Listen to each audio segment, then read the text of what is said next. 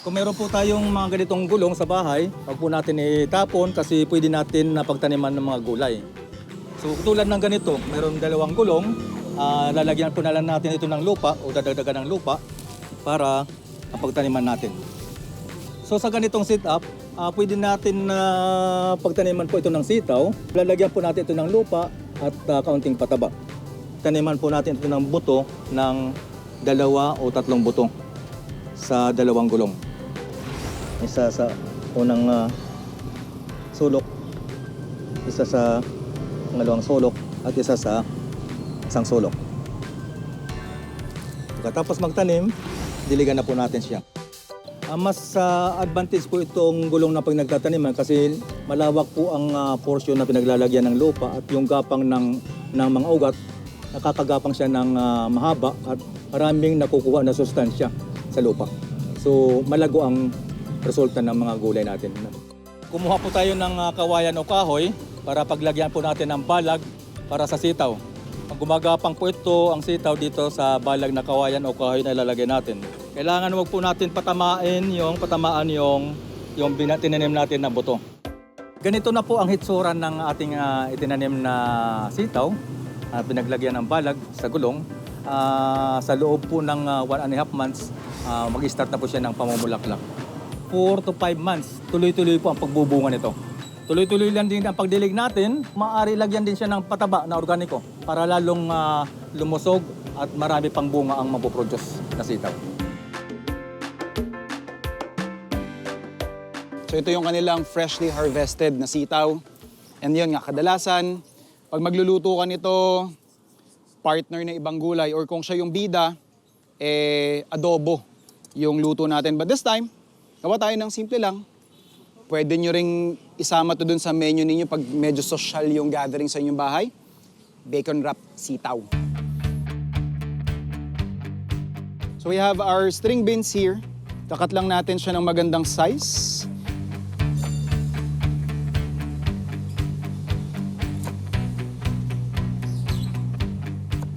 Pwede na tayo mag-wrap. So ito yung ating bacon slices.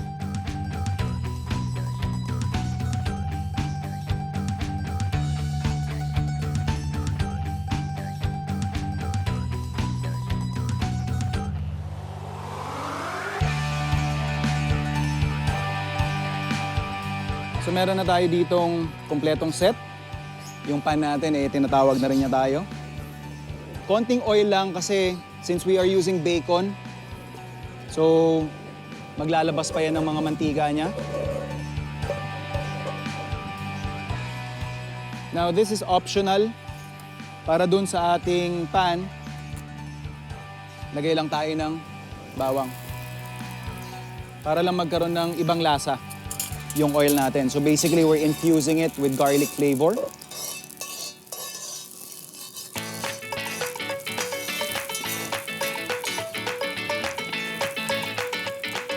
Saka natin ilalatag yung ating sitaw na may bacon.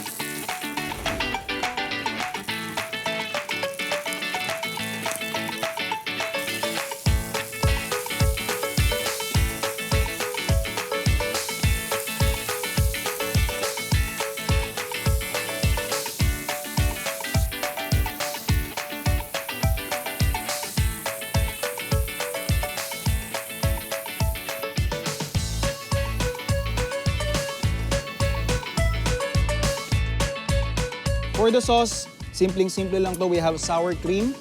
Kung wala kayong sour cream, pwede nyong gawin all-purpose cream, tapos lagyan nyo ng konting acid.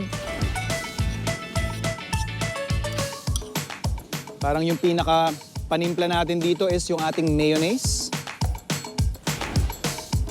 This would also help yung viscosity o yung lapot nung ating sauce. Kung ayaw nyo masyadong runny, medyo kakapal siya.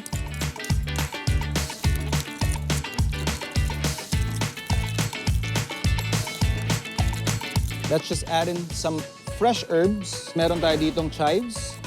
Pwede rin kayong gumamit ng spring onions.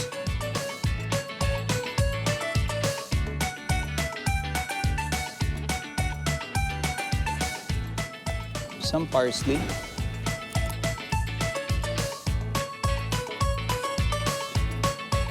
And of course, pepper.